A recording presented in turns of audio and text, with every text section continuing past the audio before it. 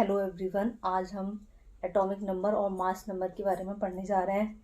Atomic number क्या होता है, मास नंबर क्या होता है और इसको कैसे फाइंड आउट करते हैं। तो सबसे पहले डिस्कस करते हैं atomic number.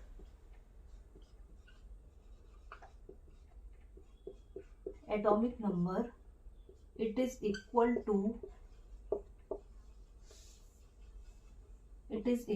The number of protons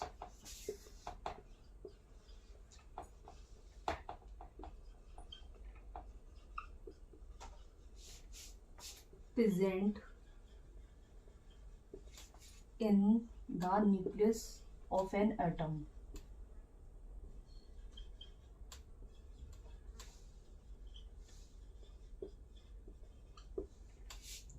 atomic number क्या होता है? It is equal to the number of protons present in the nucleus of an atom. यानी कि जो एक एटम है उसके न्यूक्लियस में जितने भी प्रोटॉन्स होंगे उसके इक्वल होता है ये atomic number.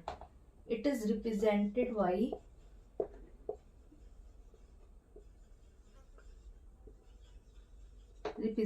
By symbol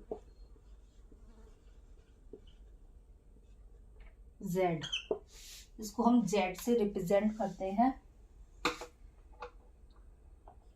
in neutral atom.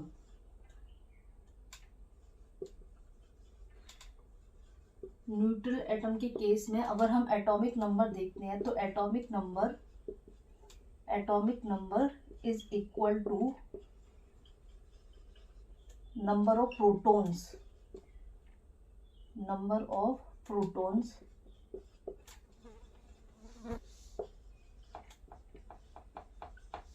even it is equal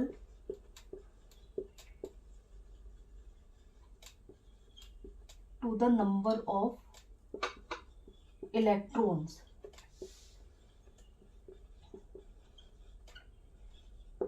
मतलब इलेक्ट्रॉन्स की संख्या के भी इक्वल होता है, प्रोटॉन्स की संख्या के इक्वल तो होता ही है और इलेक्ट्रॉन्स की संख्या के इक्वल भी होता है। जैसे हमारे पास एक एटम है तो जितने नंबर ऑफ प्रोटॉन्स होते हैं उतने ही नंबर ऑफ इलेक्ट्रॉन्स होते हैं, क्योंकि प्रोटॉन पॉजिटिवली चार्ज होता है और इलेक्ट्रॉन नेगेटिवली चार्ज होता है।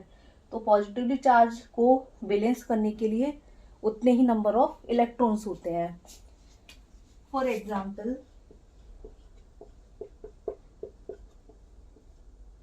इन hydrogen atom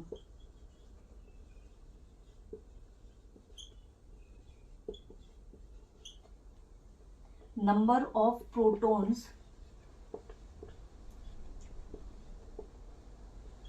is equal to 1। मतलब प्रोटॉन की जो नंबर होता है 1 होता है और नंबर ऑफ इलेक्ट्रॉन्स भी कितने हैं 1। तो यहाँ पे एटॉमिक नंबर क्या हो जाएगा? Atomic number Z it is also equal to 1, क्योंकि प्रोटॉन की नंबर भी 1 है, इलेक्ट्रॉन्स भी 1 है, इलेक्ट्रॉन भी 1 है, तो एटॉमिक नंबर भी 1 ही होगा। एक और एग्जांपल लेते हैं, इन सोडियम एटम।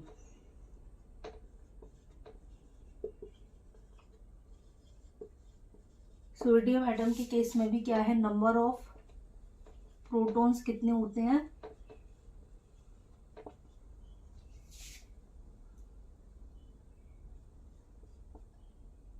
11 और नंबर ऑफ इलेक्ट्रॉन्स कितने होंगे, वो भी 11 होंगे। तो एटॉमिक नंबर भी कितना हो गया इसका? Atomic number is equal to the number of protons and number of electrons. तो एटॉमिक नंबर भी कितना होगा 11।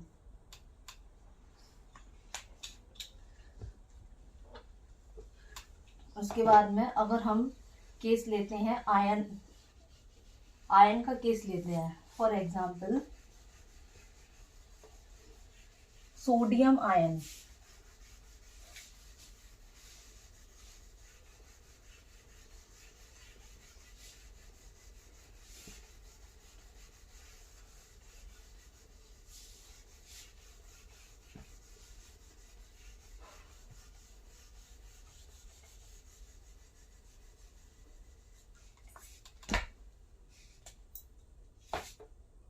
in case of ions, it is equal to the number of protons,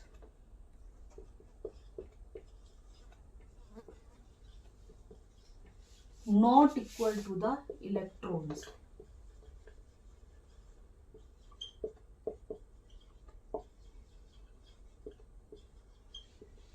यदि हम आयंस के केस में देखते हैं तो ये प्रोटॉन्स के ही इक्वल होगा, इलेक्ट्रॉन्स के इक्वल नहीं होगा। For example sodium Na+, it is formed by the loss of electron. कैसे बनता है? लॉस ऑफ इलेक्ट्रॉन, एक इलेक्ट्रॉन के लॉस से बनता है।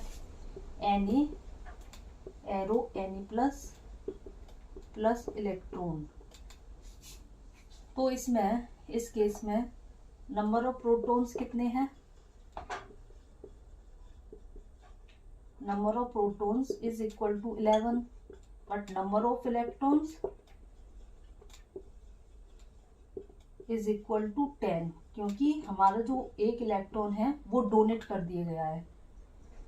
तो यहाँ पे एटॉमिक नंबर किसके इक्वल हो जाएगा? Atomic number Z is equal to number of protons, यानी कि 11। ऐसे ही हम एक और एग्जांपल ले सकते हैं, फ्लोराइड आयन F-। तो ये कैसे बनता है? It is formed by the except of an electron, यानी कि एक इलेक्ट्रॉन के एक्सेप्टेंस से बनता है ये। जैसे F negative plus arrow F plus electron, ठीक है। तो यहाँ पे नंबर ऑफ प्रोटॉन्स कितने हुए? Number of protons is equal to 9। तो और नंबर ऑफ इलेक्ट्रॉन्स कितने होंगे? क्योंकि इसने एक इलेक्ट्रॉन एक्सेप्ट कर लिया तो नंबर ऑफ इलेक्ट्रॉन्स कितने हो गए? 10। तो एटॉमिक नंबर क्या हो जाएगा इसका? Is equal to 9। तो ये तो हमारा था एटॉमिक नंबर को निकालने का तरीका। अब हम मास नंबर को देखते हैं, मास नंबर क्या होता है और इसको हम क्या। Mass number, it is equal to the number of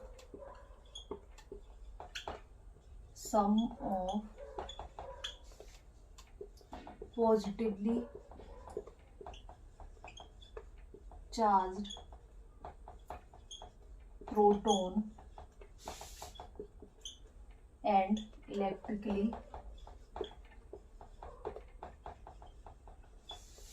neutral atom, neutral neutron. यानी कि जो मास नंबर होता है वो हमारा किसके सम के इक्वल होता है? प्रोटॉन और न्यूट्रॉन के सम के इक्वल होता है। इट इज रिप्रेजेंटेड बाई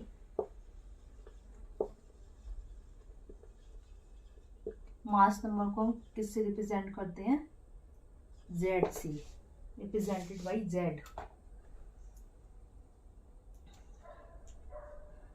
एक चीज और आती है इसमें, न्यूक्लियन। न्यूक्लियन क्या होते हैं? Nucleons protons and neutrons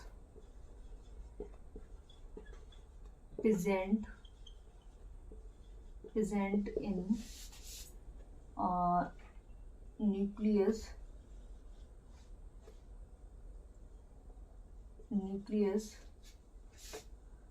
together constitute nucleons। यानी कि जो हमारे न्यूक्लियस में प्रेजेंट होते हैं प्रोटॉन्स और न्यूट्रॉन्स, उनको मिला करके क्या बनता है हमारा न्यूक्लियॉन्स। तो हम कैसे लिख सकते हैं, mass number Z is equal to number of protons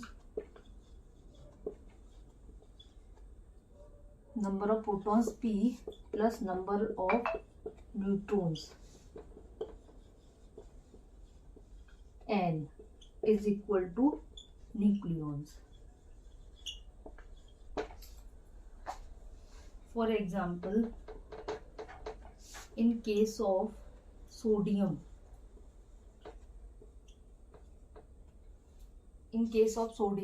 तो यहाँ पे क्या है, नंबर ऑफ प्रोटॉन्स कितने हैं 11 एंड नंबर ऑफ न्यूट्रॉन्स 12। तो नंबर ऑफ तो मास नंबर क्या होगा यहाँ पे, mass number Z is equal to number of protons plus number of neutrons. तो एक इसके इक्वल आ गए 23 के इक्वल। तो इस तरीके से हम मास नंबर को कैलकुलेट कर सकते हैं, मतलब प्रोटॉन और न्यूट्रॉन्स को प्लस करके हम मास नंबर वो हम कैलकुलेट कर सकते हैं। और एक चीज़ और है इसमें, रिप्रेजेंटेशन, मतलब किसी भी एलिमेंट के एटम को हम किस तरीके से रिप्रेजेंट करते हैं।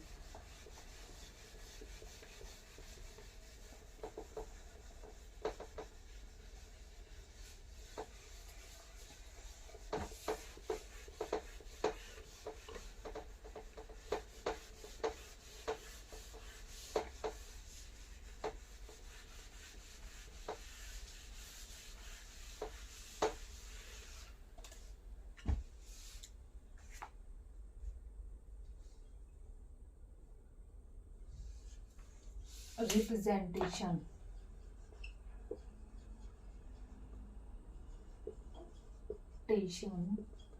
of an atom of element।